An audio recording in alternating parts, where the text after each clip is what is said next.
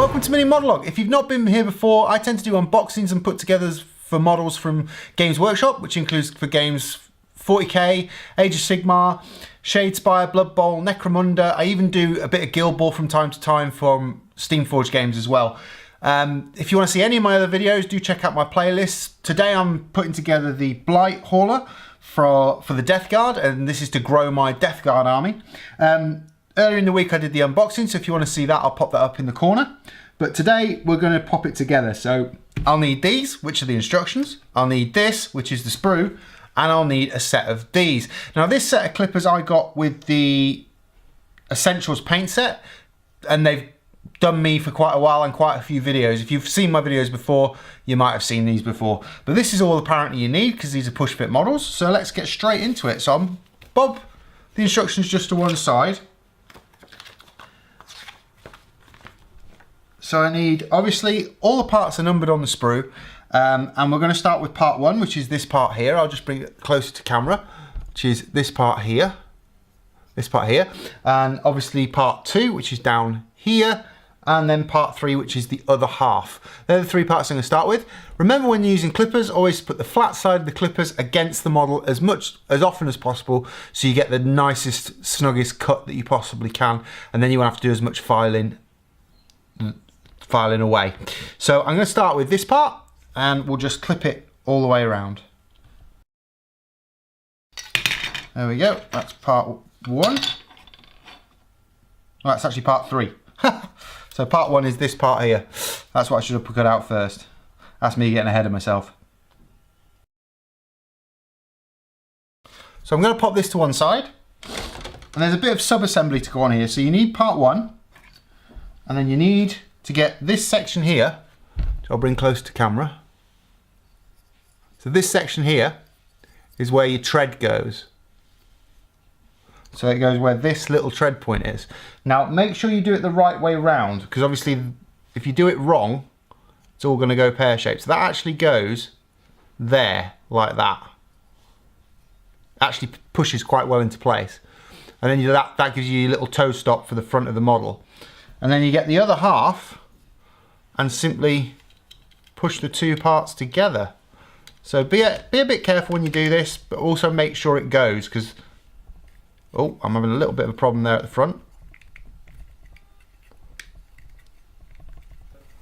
That's what it looks like put together. And what you do now is you flip the model over, and number 4 goes into this slot here. So I'm going to go and cut that out now. So number 4 on the sprue is this one here. It's this part here. I'll bring that closer to camera as well so you can see. So it's that part there I'm cutting out next. Like I say, remember to always put the flat of the blade next to the model. So according to the instructions, that's supposed to sit in there. So that part there is supposed to go into that part there. And again, they just push together. And then that's how that's supposed to look there, like that. Sorry, that was slightly out of focus for a second there. Then we move on to number 3, where I cut out sections 5, 6, 7 and 8, so I'll do that. Those are the track arms, which are them, and the track pieces, which are here. So let's chop all those out.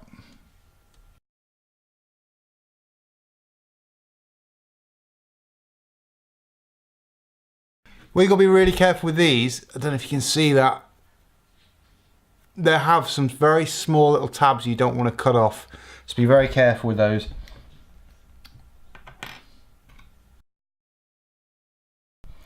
So once they're together, those sub-assemblies are supposed to look like this. So each one has an arm there. And then they both go into those eye sockets that you had on this section here. Make sure you get them the right way around, because otherwise it'll look a bit odd. So turn your model that way. This one goes in this one.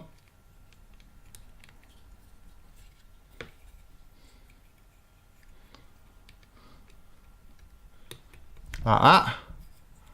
Same again here, that one goes in there.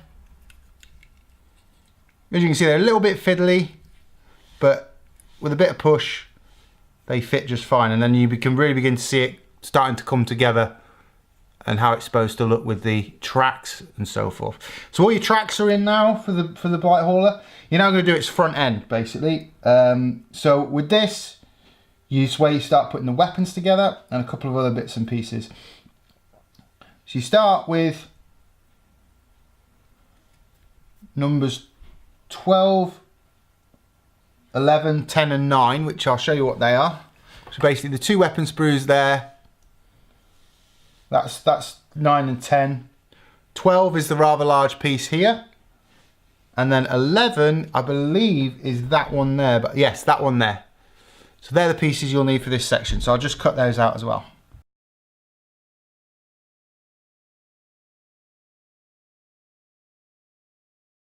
Right, so that's all those bits cut out.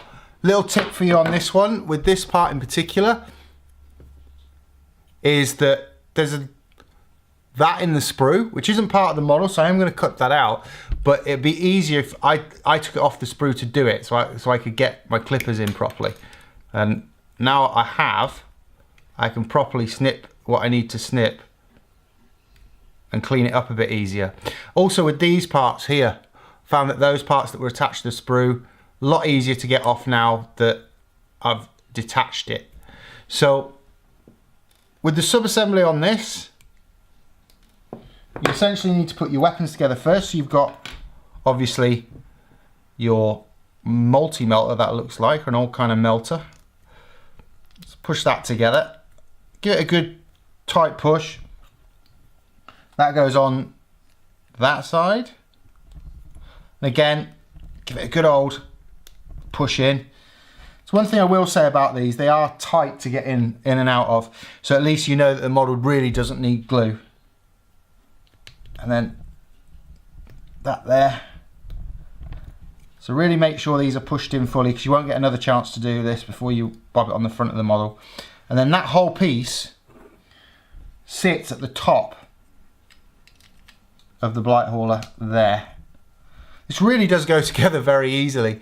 So that's most of it now. I've just literally got to put on this part here. So again, I'm going to clip this out by doing this. You can do it whatever way you want, but I tend to do this because it's then easier to do the closer snipping afterwards. So as you can see now, I can really get in with my clippers. Remember, flat side towards the model just makes all of this bit so much easier. There's a little bit there that I probably need to clean up with the file there, so be careful cutting those bits off there. Like I say, for me, getting these bits off now, a lot easier than it would be if I was trying to cut in there with a sprue in the way. And then this part literally is the same thing, so it literally fits on the front of this.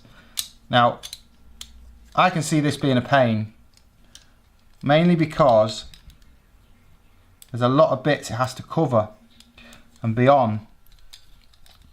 So I'm just gonna do a gradual push into place and see if it's gonna take. Seems to move a lot of the time, which isn't good. But I'm just gonna attempt to get these wheels in place, because the wheels move a bit. So it took me a few goes to get this front sort of carapace on. Now my advice for this is to put it into the wheels first, then push this central section in, because I was pushing this central section in and the wheels weren't going in. So I waited until I got the wheels to click and then pushed the top in, and it fits perfectly on the base because there's 3 points already cut into the base for you. And if you've done the model correct and haven't cut any of the bits off that I showed you before on either the wheels or the back bit, it should just slip straight onto the base, shouldn't then come off. And that's your Myphitic Blight-Hauler. Hope you enjoyed the video. I'm really pleased to add this to my death guard. If you want to see more 40k, Age of Sigmar, or anything else I mentioned at the start of the video, just hit the subscribe button or check out my playlist. But I'll see you next time.